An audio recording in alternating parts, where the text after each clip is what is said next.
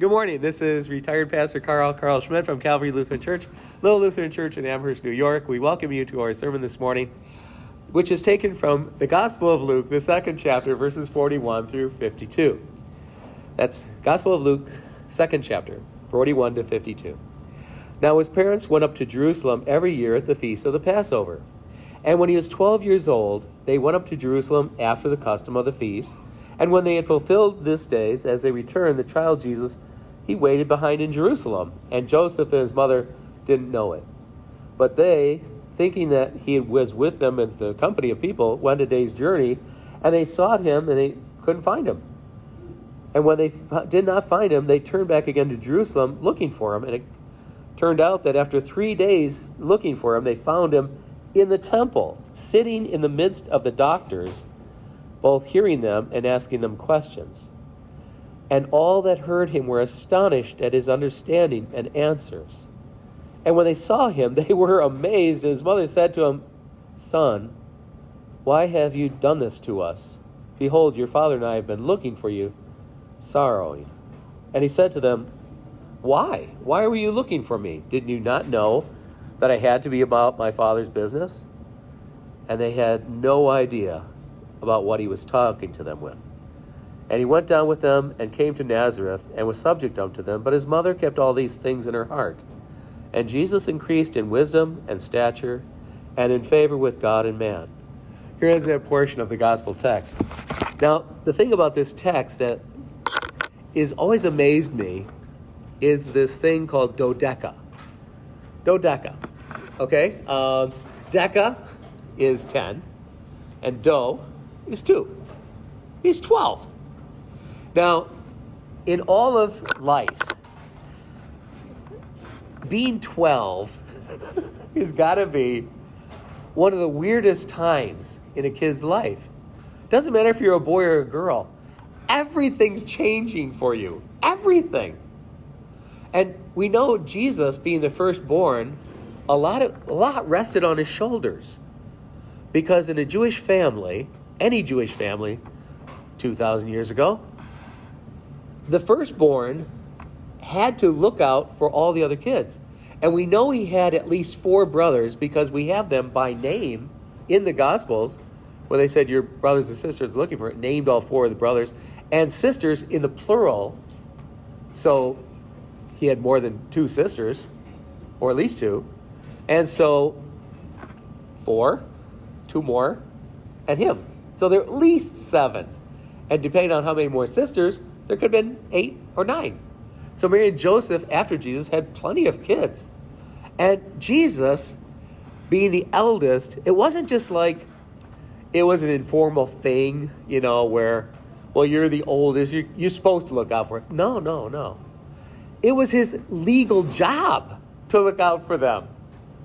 And even help them if they got in trouble. Get them through it. So, not fun. Because you're always going to get blamed.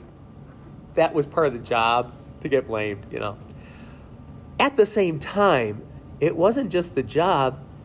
He's 12. And you remember being 12, right? I kind of barely. Hardly. Sort of. I remember my parents went away for a month and a half. And so I got it in my head that I was going to rebuild, finish up the basement like a room. So I put in a hanging ceiling, and I had plywood delivered. Used to be siding, like wallboard and wood. Anyways, I had the little local company deliver it to me, and my dad left behind his checkbook. His name and my name are the same, so that was a mistake. And so I ordered wood. They had delivered it. And when they got home from overseas, the basement was all like a room. And I guess they weren't fond of the idea, but they left it. So when you're 12, you don't really know what to expect or what you're going to do. It's just a weird time. And here's the thing too. If you're like a real goody two-shoes, You're not breaking the rules and stuff. And you're not inciting trouble. You haven't turned the children into a mob and stormed the house and eaten everything.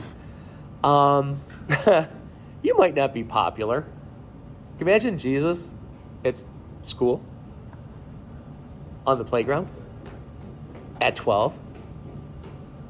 Oh, there's Jesus, because there's no J in Greek or Hebrew. So his name isn't Jesus. Doesn't sound like a G or a J. It's Jesus. It sounds more Hispanic. Jesus. Ugh. I mean, who'd want to hang around with that? You know? And you think they ribbed him a lot as an adult. Now, you're 30, right? Well, most of the ministry, he's your age. But this occurs when he's not even half that amount. He's only 12. And it's always amazed me that knowing this about just this one photograph in his life, we know almost nothing about his childhood. Practically nothing. Except this one little spot. And it just amazes me that he would continue going on and want to save any of us. I don't get that.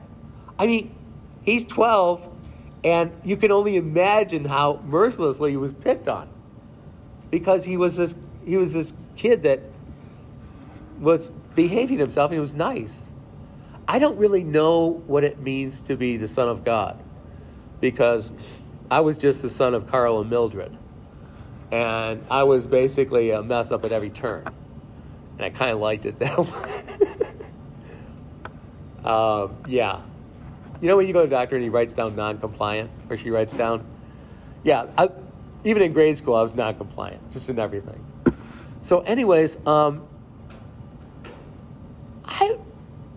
am just surprised, really deeply surprised that he'd want to finish that job that his dad gave him. It's like, hey, Dad, they're all idiots. I'm sorry. You know, I know you really wanted to help them, but I've been here 12 years, and we got time out. We really got to think this through. And I know Plan A and Plan B, but this is stupid. This is really dumb, Dad, because they hate me. Later, they're going to hate him a lot more. But at 12, I'm sure no one liked him.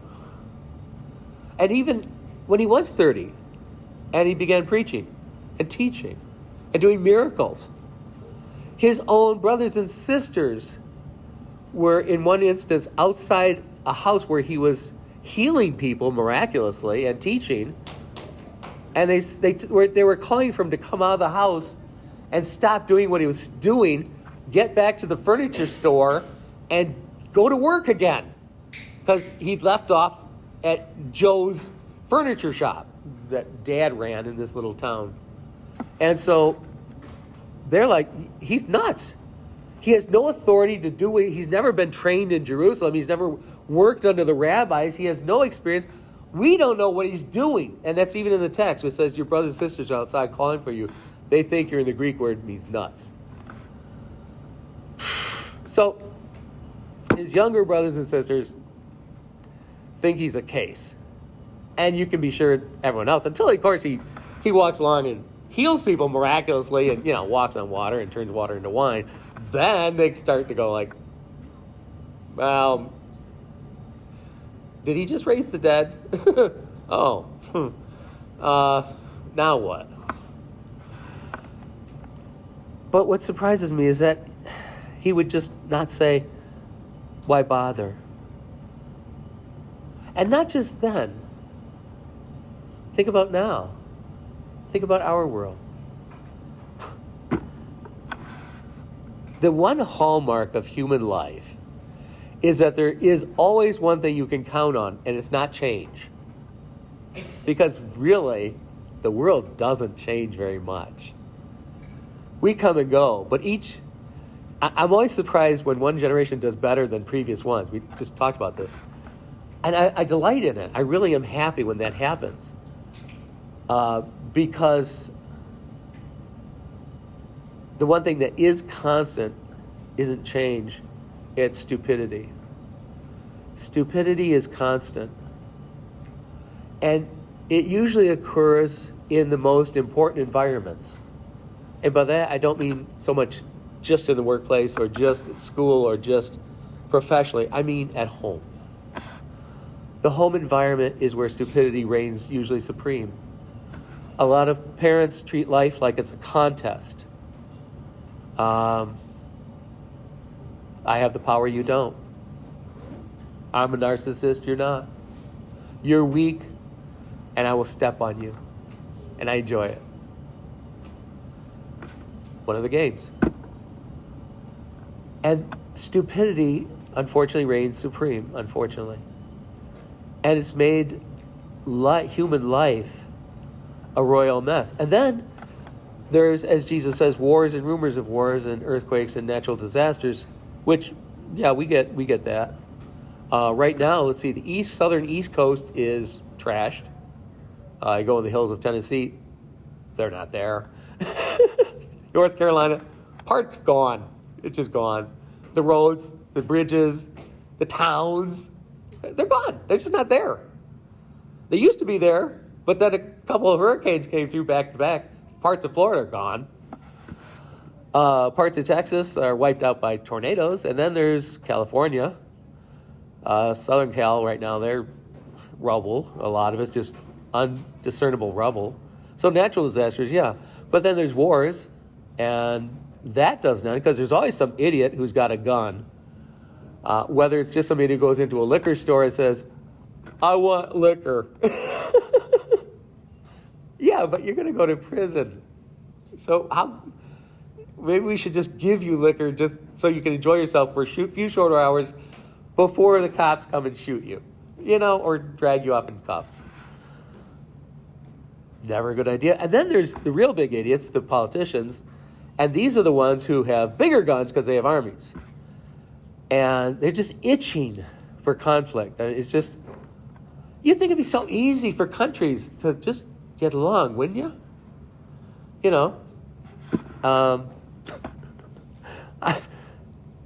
I'm sure it was a surprise to Greenland when they heard that someone had designs on them. It's like, you do know that Iceland is green and Greenland is ice. You don't get that, right? I mean, is there anyone who here doesn't know that? I mean, so someone wants Greenland? The people who live there don't even want Greenland. It's ice. It's 41 degrees below zero on a good day. Polar bears are cold. I don't know if they have polar bears, but it's cold. So, I mean, there's of course, the leaders, and yeah, it's a popularity contest. I don't think there's any leader who's ever been accused of being intelligent. I can't remember of any. Because usually intelligent people don't get elected to anything. That's how it goes. That's human life. And it doesn't change. Henry VIII was a real moron. I mean, he was a complete idiot. I mean, he got tired of his wives like people get tired of donuts. Well, I used to like bear claws, but now I just love those chocolate-covered ones, And if he didn't like his wife, you just throw him in a tower. Can't see her, don't worry about it. Oh, she's yelling from the tower? Psh, off with that.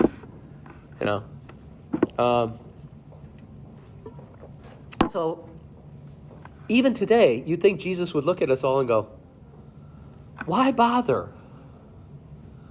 Human life is just stupid. The never-ending thing that doesn't change. Stupid. And he comes along, and this little story about when he's 12. And he goes into the temple, and he starts teaching them. And it says they're amazed. Well, of course they're amazed, because up to this point, all that they've been teaching it's in books over there on my shelves. There's a book called the Mishnah, and the Gemaras, the sermons. The Mishnah is the book of the oral law of the Jews. And there's hundreds of pages on pots and pans. There's hundreds of pages on what you can cook, what you can't cook, and how you can cook. You think God cares? Grab a snack. Have bacon. He doesn't really care at all. He never did. He just gave them rules because he was sick of them. You ever do this? I mean,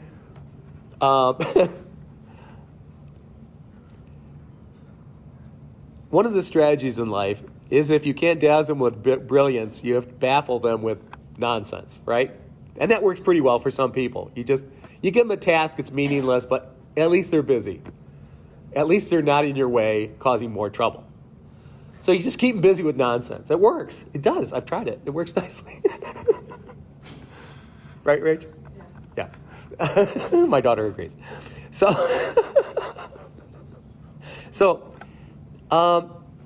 you look at life like this and you think, why would he want us as his family? That's all this is. It's about family. That's why Jesus is dodeca. He's 12. And he goes forward till he's 30 and he keeps going. And the plan is for him to be guilty of all the stupid. Can you imagine? That was his dad's idea. And I'm sure at this point he was like, Dad, this was your best idea? This really is as good as you... This is the best you got? Why? I'm not making this up. This is what he went in the garden. He's like sweating blood. He's like throwing up and like, I really don't want to do this. Those little braces, what would Jesus do? He would go home, watch football, and eat pizza, and drink beer. Because he really wasn't fond of Dad's idea. He said so. Is there any other way? Crickets. Really? Crickets. And that's the old crud moment. Pucker up. Here we go. They've come for me. Still crickets. Okay. The hopeful thing was when he said, yeah, I'm Jesus, and they all fell backwards and down like dead men. You would think maybe something's going to stop. Well, no. Even Abraham, when he's bringing the knife down on his son, who was supposed to be the sacrifice, halfway down, God stopped and said, oh, whoa, I was kidding. Stop that. Don't harm him.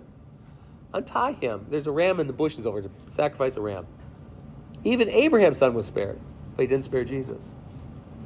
Because the Father meant to take care of all the stupid. Mine, yours, and the world's. And I don't understand that part. As little as I understand the law, where God decides to destroy what he made, less do I understand the gospel, where he decides to keep what he made. If anyone really understands that, doing better than me. I don't get that. But that's the good news. That's what church is. That's all Christianity is. It's nothing else than that. And that's nice. Because stupid life goes on. Mine, yours, everyone's. And tomorrow will be the same news cycle with just something else. That's all.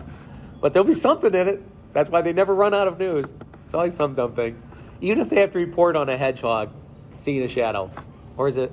It's not a hedgehog. What is it? It's a groundhog. Yeah, groundhog. I mean, come on. What's more ludicrous than whether a groundhog sees? And I don't. Maybe it can see a shadow. I don't even know. They have to. Some guy whispers and he whispers back. And I don't know. But that's, when they have a slow news day, it's groundhogs. So I'm saying, and yet God doesn't throw us out. He doesn't tire of being a dad who loves us, who cares. And he never wants to throw away his children, ever. That's what Jesus' job was. To be stupid, to be the most stupid, and to pay for it with his life. That's what his dad asked him to do. I wouldn't want to do it. He didn't either. But he did it. And it covered all the stupid. And so now God says, you little knucklehead, come on home. It's all good. Look what I made for you. There's apple pie and a mansion. I think you'll like both. It's good. Unless you don't like apple pie. Then there's cherry pie. Take your pick. So that's Christianity. And it's all done. It's for everyone. There's nothing you have to do.